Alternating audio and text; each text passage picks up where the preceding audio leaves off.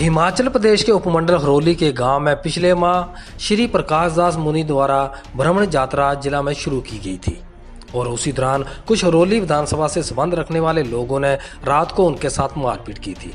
ये मामला पुलिस के ध्यानार्थ है। उन्होंने कहा कि 1 माह से ज्यादा बीत जाने पर अभी तक पुलिस प्रशासन द्वारा कोई भी उचित कार्रवाई नहीं की गई। इस कारण आज हम उपायुक्त ऊना राघव शर्मा को ज्ञापन सौंपने आए हैं। गौरतलब है कि जब यह घटना घटी थी उसके बाद से लेकर अब तक मुनि प्रकाश दास अनशन पर बैठे हुए थे और आज उसी कड़ी में उपायुक्त ऊना राघव शर्मा को ज्ञापन सौंपा गया है। बाबा जी, क्या हुआ है, क्या घटना घटी है? हाँ जी, क्या घटना घटी है? घटना घटी है 16 तारीख को।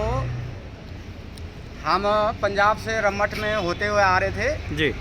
और पालकुआ के बीच में और जो है ठाकरे गांव के बीच में हम रात को रुके 5 बजे बड़ ब्रिज के नीचे।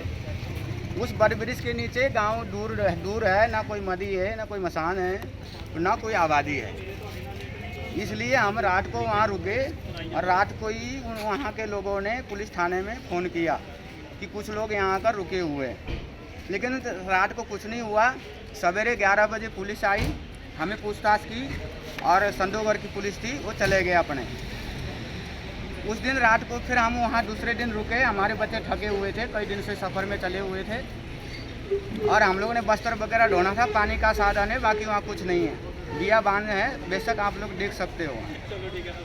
और रात के जो है 7 बजे, कम से कम 7 बजे करीब थी, 25-30 आदमी आए और लंबरदार वहाँ कहता है मैं यहाँ का लंबरदार हूँ, पालकुआ से शिकायत आई है इसलिए मैं आया हूँ और आप लोग झोली चिमड़ा उठाओ और यहाँ से चले जाओ। खैर चलो, हमने माना उनकी बात। 8:30 साढ़े 8 के बीच में वहाँ से हम लोगों ने अपने आसन वगैरह उठाए। कुछ लोगों ने कहा कि बाबा जी वहाँ से नीचे मंदिर है एक बाबा बालकनाथ का, वहाँ भी कोई कमरा नहीं है, छड़ बना हुआ है, बाबा बालकनाथ मंदिर है, आप रात को रुक जाओ, सवेरे वहाँ से निकल जाना। हम लोग कुछ दूरी पे वहाँ बाबा बालकनाथ का मंदिर है और हम लोग वहाँ 5 आदमी वहाँ रुके। 4 मेरे भगत थे, पजमा में था। और रात के 10:30 बजे सब ग्रुप बनाकर 5-7 गाड़ियाँ लेकर सब आ गए और हमें लड़ने की मनसा से हथियार वगैरह उनके पास थे, डंडे उनके साथ थे। हमारे पास रिकॉर्डिंग भी है और हमारे पास फोटोस भी है। और हमें इस तरह से लज्जित किया, हमें उग्रवादी बनाया और हम लोगों को शराबी बनाया। और ये 5 आदमी जो गांव के लोकल हैं, इन्हीं गांव के हैं। हम लोगों ने अपने पहचान पत्र दिखाई, आधार कार्ड दिखाई, हमारी किसी ने कोई सुना नहीं। और हम लोगों को ऐसा धमकी भी दी और रात को निकाल दिया वहाँ से 10:30 बजे। मंदिर से निकालने का क्या अर्थ हो सकता है? वो तो आश्रम सराह है, हालांकि कोई गांव नहीं है, मंदिर सड़क के पास है। हम उनसे ये पूछना चाहते हैं और जवाब लेना चाहते हैं, हमारी इस तरह आस्था पर ठेस पहुँचाया, हम लोगों को उग्रवादी बनाया, हम लोगों को शराबी बनाया और संतों के साथ वो बिहार किया कि हमारे पास फोटोज पड़ी है, हमारे पास रिकॉर्डिंग भी पड़ी है, हम वो सुना सकते हैं, दिखा सकते हैं आप लोगों को। और देखिए 10:30 बजे रात को वहाँ से उठा हम लोगों को भगाया और कहा पीछे मुड़कर देखोगे और सवेरे तक ये एरिया छोड़ोगे नहीं तो हम गोली भी मार देंगे। जैसे ही कहा कि जैसे बम्बई में हुआ ऐसे आप लोगों को भी हम टपा देंगे। और वहाँ हम लोग चुप रहे, सिर्फ अगर कुछ हम बात दे देते तो शायद वहाँ से हम लोगों को जिंदा न छोड़ते। जिंदे आए हैं तब हम आपको शिकायत बता रहे हैं। उसके बाद हमारी जो हमने एसपी को भी चिट्ठी लिखी, हमारा वो भी कोई सुनवाई नहीं हुई। राजनीति की रोटियां सेक रहे हैं और हम लोगों को हम पूछना चाहते हैं, हमारा साधु संतों की जगह कहाँ है? सरकार से भी हम पूछेंगे कि संतों को जगह कहाँ दी है। एक तरफ जब जरूरत पड़ती है तो मंदिरों में नेता लोग घूमते हैं। आज जब हमें जरूरत पड़ी तो सभी ने मंत्रियों ने अपना फ़ोन बंद कर दिए। क्यों, ऐसा क्यों है? हम नहीं है, गांव में नहीं रहते,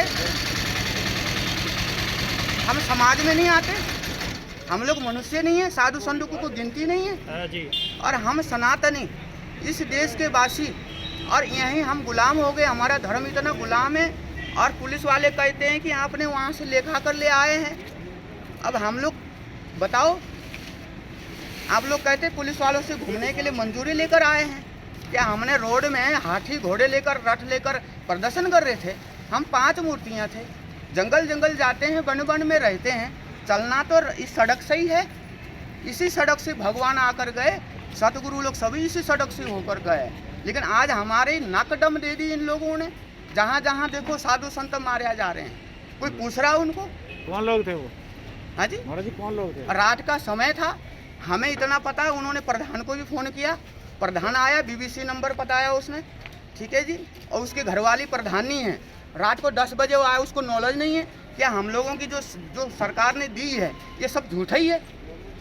जब हम लोगों ने सब कुछ दिखाया तो ये क्या है? क्या पुलिस चौकी गए थे आपने? हम पुलिस चौकी नहीं गए, लेकिन पुलिसों को सबको पता था। पुलिस वाले आए, वहाँ पर कुछ भक्तों के साथ बातचीत हुई, मेरे साथ तो मिले नहीं, लेकिन उन्होंने कोई एक्शन भी नहीं लिया। ठीक है, हम गलती थी। ये कब की घटना है महाराज? हाँ जी, ये 16 फरवरी की है, 16 फरवरी की है। और हमारी गलती थी, पुलिस वाले उठाते थाने में ले जाते, सवेरे हमें छुड़ा लेते, एक हम सेफ तो हो जाते। रात को 10:30 बजे वहाँ से हम लोग चले और 3 बजे स्कूल आकर रुके हम। ये दशा, और 5 आदमी हैं, ये ब्राह्मण है, ये हाथों में डंडे और दरार थे जी। आपको अनशन पर बैठे हुए कितना समय हो गया? बिल्कुल, मैं 17 तारीख से बैठा हूँ। 17 तारीख को मैंने SP को चिट्ठी लेकर भेजी थी, उसकी भी कोई सुनवाई नहीं हुई। और हमने हर एक अखबार वालों से भी बात की, कोई कहता हरौली जाओ, कोई कहता वहाँ जाओ, कोई कहता वहाँ जाओ, क्यों गरीब का और फकीर का कोई नहीं है। क्योंकि गगरेट वाले बोलते हैं कि जहाँ वारदात हुई है सिर्फ वहीं के रिपोर्टर लिख सकते हैं, हमें वो नहीं है। क्योंकि एक महीना हो गया, एक महीना दूर को बहुत दूर है, तक कोई पता नेता है। लोग ये वारदात कहाँ हुई थी? वारदात कहाँ घटी थी? ये पालकुआ और ठाकरे गांव के बीच में हुआ है। बट ब्रिज है बहुत बड़ा, और वो बट ब्रिज के नीचे से हमें उठाने का क्या और कारण है? राष्ट्र वृक्ष है, बट वृक्ष जो मर्जी बैठ सकता है। साधु संतों के लिए तो वो शासन से क्या चाहते हो? प्रशासन से हम ये चाहते हैं, पहला तो उनको दंडित किया जाए। 40 आदमी लेकर 5 आदमी के ऊपर हमला करना उनका क्या साजिश था, उनसे पूछा जाए। एक ही डिस्ट्रिक्ट है। दूसरी बात, हमें उन्होंने अनशन लगाया कि तुम उग्रवादी हो, ठीक है जी। पहले तो वो पार्टी हमें उग्रवादी शो करे। आधार कार्ड चेक करने के बाद भी उन्होंने उग्रवादी घोषित कर दिया। तो आधार कार्ड उन्होंने किसने बनवाए थे? आधार कार्ड, वोटर कार्ड, लाइसेंस सब कुछ दिखाने के बाद भी वो कहते हैं मोबाइल आतंकवादी। खोने की कोशिश की, आधार कार्ड रख ली, और 50 बारी मांगने पर आधार कार्ड उन्होंने दिया। आधार कार्ड लेकर कहते जाओ।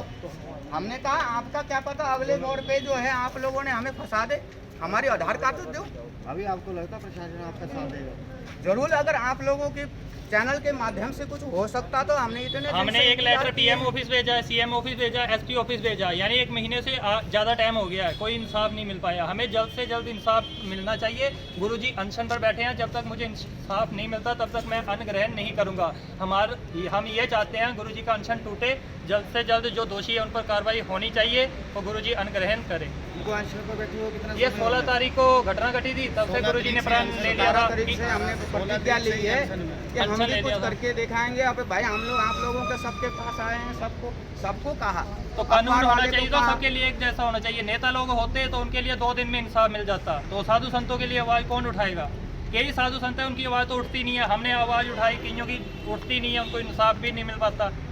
तो भाई हमारी उठी है तो हमें इंसाफ मिलना चाहिए। जैसे महाराष्ट्र में देखो, वहाँ पर साधु संतों के साथ अत्याचार हुआ, फिर होशियारपुर में हुआ, फिर जसवा परागपुर में डाटा सीपा नियर बाई पड़ता है, वहाँ पर साधु संतों के साथ अत्याचार हुआ। ये कब तक साधु अत्याचार होते रहेंगे? और जो ये दल बने हुए हैं, ये दल किस लिए बने हुए हैं? शिवसेना ले लो, बजरंग दल ले लो, ये कब रक्षा करेंगे? ये तो कोई आवाज ही नहीं उठा कर रहा जी। आवाज इनको सभी को उठानी चाहिए। उनको पता है फकीर लोग हैं, पैसा अब ये नेता लोग हैं, इनको अपना धर्म संकट में तब याद आता है जब इलेक्शन होंगे। अब 2024 में इलेक्शन हो गए, बीजेपी, कांग्रेस, अदर कोई भी पार्टी है, तब वो अखाड़े में उतरे कि हाँ हमारा धर्म डूब रहा है, हम आवाज उठा। अब ही जो साधु संतों पर अत्याचार हो रहा है, तब क्यों नेता लोग सब चुप हैं? सभी हिमाचल में मैक्सिमम सभी नेता लोगों को पता है कि हरौली में ये कांड हुआ है, तो किसी ने हमारा साथ नहीं दिया। तो हम नेता लोगों से भी ये पूछना चाहते हैं कि इलेक्शन टाइम जब आप वोट मांगने जाओगे तो अब तो आप बोलते हो कि भाई हमारा धर्म खतरे में है, तब अपना बस उल्लू सीधा करने में लगे रहते हैं सब नेता लोग। नाम पे रोटियां सेकेंगे। तो अभी आप DC साहब को मिलेंगे, SP साहब को? DC साहब से हम उम्मीद करते हैं, DC साहब हमारी आवाज़ सुनेंगे, जो दोषी है उन पर कार्रवाई करवाएंगे। अब परसों से थाने से बार बार फोन आ रहा है, हमें थाने पर बार बार फोन आ रहा है। आप बताइए, मैं अकेले थाना जाकर क्या करूँगा? आप लोग बताइए। हरौली थाना से बार बार फोन आ रहा है, 10 फोन आ गए, थाने आओ। आप संविधान ये बताता है हम थाने जाएं, ये वो पूछताछ करें। दूसरे पार्टी को उन्होंने पूछा नहीं इतने दिन से, उन दूसरा पार्टी को क्यों लुका कर रखे उन्होंने? फिर अगर उनको पूछा है तो हमें दूसरा पार्टी को क्यों नहीं बुलाया, हम लोगों को क्यों नहीं बुलाया? हमारे सामने करते हैं ना बात। आप पूछते हैं कि इन लोगों को ऐसा तुमने डराया धमकाया, क्यों? उनका फर्ज नहीं बनता? जरूरी कि एप्लीकेशन लिखाने से ही पुलिस वाला जाए? और ये देवभूमि है किस लिए? जहाँ पे साधु संतों की रक्षा नहीं है तो देवभूमि कोई कागजों में ही है? ये हिमाचल प्रदेश है, कोई आवाज नहीं उठाता कि भाई देवभूमि एक ही डिस्ट्रिक्ट है, उन्ना की है।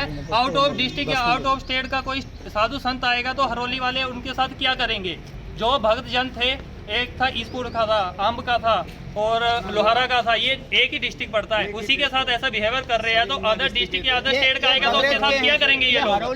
तो हम चाहते हैं उन लोगों पर कार्रवाई हो, आने वाले टाइम पर कोई भी साधु संत वहाँ से गुजरे उनके साथ ऐसी दशा ना हो जो इनके साथ हुई है। प्रकाश दास जी ने आज एक कंप्लेंट मुझे दी है कि उनके साथ हरोली में कुछ लोगों ने मारपीट की है। इस संबंध में जो है वो जो सुप्रिटेंडेंट ऑफ पुलिस हैं उनसे बात की गई है कि उस पर उचित पुलिस कार्रवाई, जिन लोगों ने ऐसा किया है वेरिफिकेशन के बाद उनके ऊपर कार्रवाई की जाए। प्रकाश दास जी ने आज एक कंप्लेंट मुझे दी है कि उनके साथ हरोली में कुछ लोगों ने मारपीट की है। इस संबंध में जो है वो जो सुप्रिटेंडेंट ऑफ पुलिस हैं उनसे बात की गई है कि उस पर उचित पुलिस कार्रवाई, जिन लोगों ने ऐसा किया है वेरिफिकेशन के बाद उनके ऊपर कार्रवाई की जाए। एनकाउंटर न्यूज़ ऊना से सुशील पंडित की रिपोर्ट।